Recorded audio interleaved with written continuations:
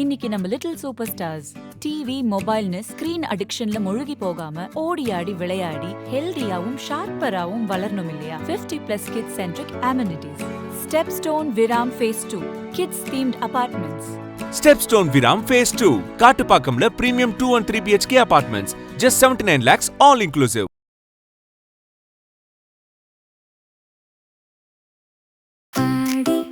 தள்ளுபடி அத்தனை பேரும் அல்லம்படி 6 முதல் 60% வரை ஆடி தள்ளுபடியுடன் சூப்பர் சரவணா ஸ்டோர்ஸ், சென்னை, மதுரை, கோவை.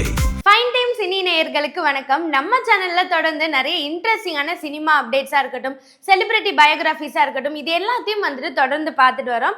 அந்த வரிசையில நம்ம இன்னைக்கு பார்க்க போற ரொம்ப மிக முக்கியமான ஒரு விஷயம் என்னன்னு பாத்தீங்க அப்படின்னா, ஒரு சினிமாங்க.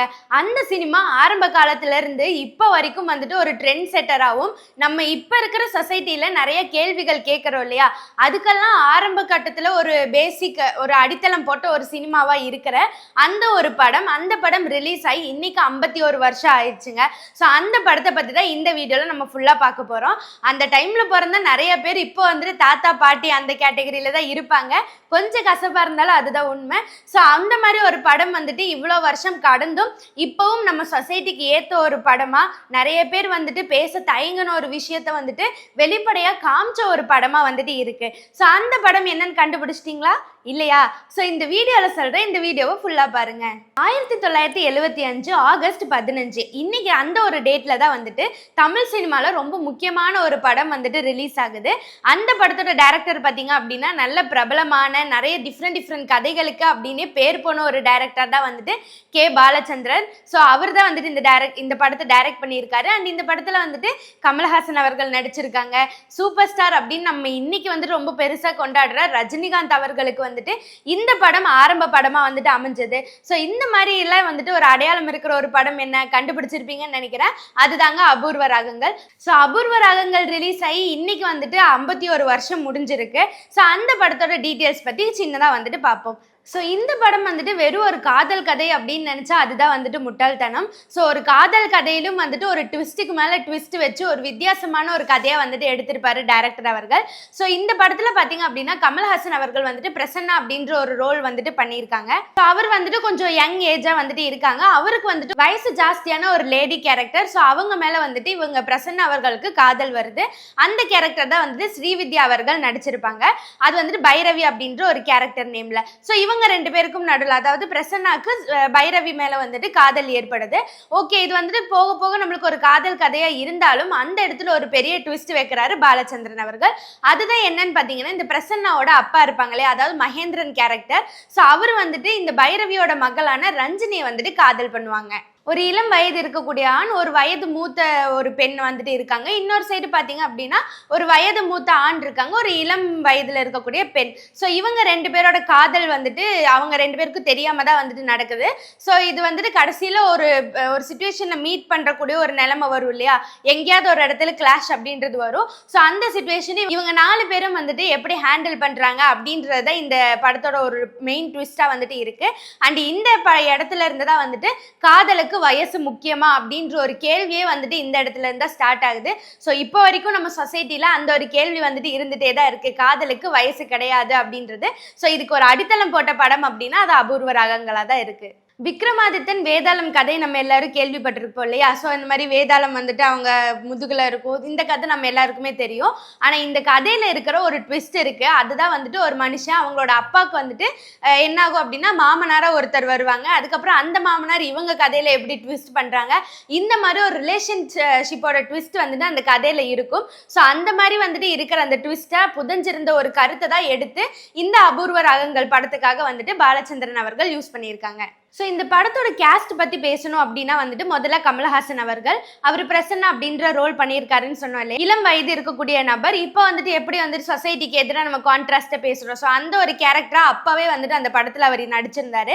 சொசைட்டிக்கு எதிராக இருக்கிற நிறைய விஷயங்களை கேள்வி கேட்கறது, கான்ட்ரவர்சியாக பேசுறது, அவங்க சொசைட்டியில் இருக்கிற இப்படி ஒரு ஸ்டீரியோ டைப் அப்படின்றத பிரேக் பண்ணுறது, இந்த மாதிரியான கேரக்டரில் தான் வந்துட்டு பிரசன்னாவோட கதாபாத்திரம் வந்துட்டு அமைஞ்சிருக்கும்.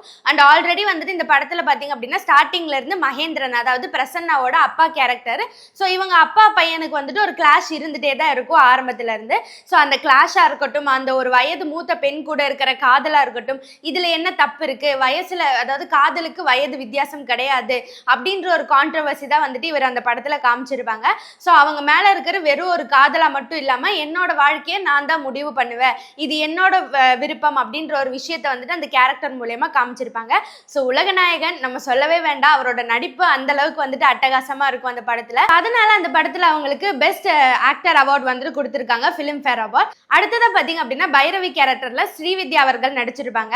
அவங்களோட கேரக்டர் தான் இந்த படத்தையே வந்துட்டு தாங்கி பிடிச்ச ஒரு தூண் அப்படின்ற மாதிரி இருந்திருக்கும். ஒரு வயது மூத்த ஒரு பெண்ணா இருக்கட்டும், ஒரு கலைஞர், ஒரு காதலி, ஒரு அம்மா, ஸோ இந்த மாதிரி எல்லா விஷயத்தையும் வந்துட்டு கம்பைன் பண்ணி தான் அந்த கேரக்டர் இருக்கும். இது எல்லாத்தையும் சேர்த்து ஒரு எக்ஸ்பிரஷனா இருக்கட்டும், அந்த சீன்ல வந்துட்டு வெளிப்படுத்தக்கூடிய ஒரு எமோஷனா இருக்கட்டும், இது எல்லாமே வந்துட்டு ஆடியன்ஸ்க்கு ஈஸியா வந்துட்டு கனெக்ட் ஆகக்கூடிய விஷயமா இந்த படத்துல வந்துட்டு மாறுச்சு.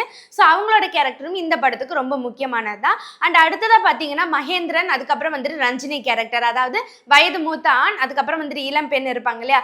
ஸோ இவங்களுக்கு கீழே வேலை செய்ய போறாங்க ரஞ்சினி. ஸோ அப்படி வந்துட்டு அவங்களுக்கு பார்த்து காதல் ஏற்படுது. அவங்களுக்கு நடுவில் என்ன கான்ட்ரவர்சிஸ் இருக்கு, அவங்களோட கேரக்டரும் வந்துட்டு அதுக்கேற்ற மாதிரி இப்போ ஒரு வயதான ஆணும் ஒரு வயது குறைந்த ஒரு பெண்ணும் காதலிச்சா வந்துட்டு அவங்களுக்கு நடுவில் எந்த மாதிரி எமோஷன்ஸ் எல்லாம் அவங்க ஷேர் பண்ணிப்பாங்க, இது எல்லாத்தையுமே வந்துட்டு அப்பல இருந்தே அந்த படத்துல காமிச்சிருக்காங்க. அண்ட் இதுல இம்பார்ட்டண்டா நம்ம சொல்லி ஆகணும் அப்படின்னா நம்ம சூப்பர் ஸ்டார் ரஜினிகாந்த் அவர்கள் அவர் தமிழ் சினிமால இன்ட்ரடியூஸ் ஆன படம் தான் வந்துட்டு இந்த அபூர்வ ராகங்கள். ஸோ அந்த படத்துல இவருக்கு வந்து ஒரு சின்ன ரோல் தான், கேமியோ ரோல் தான் இவர் வந்துட்டு பிளே பண்ணியிருப்பாரு. இருந்தாலும் வந்துட்டு போன அந்த சின்ன கதாபாத்திரம்னால தான் இப்போ அவர் வந்துட்டு நம்ம தமிழ் சினிமா உலகக்கே சூப்பர் ஸ்டாரா வந்துட்டு மாறி இருக்காரு. அண்ட் இதுல இன்னொரு பவர் பேக்டான ஒரு ரோல் யாருன்னு பாத்தீங்கன்னா நாகேஷ் சார் அவர்கள். அவர் என்ன ஒரு கான்ட்ரவர்சி ஃபிலிமோ சீரியஸான ஃபிலிம் எதுல வந்தாலும் அவரோட அந்த நகைச்சுவை, அது அந்த ஒரு உணர்வுனாலேயே வந்துட்டு நம்மளுக்கு ரொம்ப நல்ல ஒரு பிரீத்திங் ஸ்பேஸ் கிடைக்கும் அந்த படத்துல. அண்ட் அது வந்துட்டு ரொம்ப ஆர்வமா பார்க்கக்கூடிய படமா அந்த படம் மாறிடும். ஸோ அதுக்காகவே இந்த படத்துல பாலச்சந்திரன் அவர்கள் வந்துட்டு நாகேஷ் அவர்களையும் நடிக்க வச்சிருக்காங்க. ஸோ இதனாலேயே நிறைய இடத்துல என்ன ஆகுது அப்படின்னா அந்த கதையோட சீரியஸ்னஸ் அதையும் தாண்டி இவரோட ஹியூமரும் வந்துட்டு கதையில நல்லாவே ஒர்க் அவுட் ஆயிருக்கு.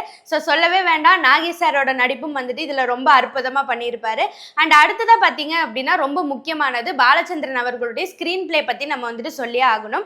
சும்மாவே அவர் வந்துட்டு கதையை எழுதுறதுல ஒரு பெரிய வல்லவர் அப்படின்னு நம்மளுக்கு வந்துட்டு தெரியும். ஸோ அது அப்படியே இந்த படத்துல வந்துட்டு சூப்பரா ஒரு ஸ்கிரீன் பிளே மூலயமா காமிச்சிருப்பாரு.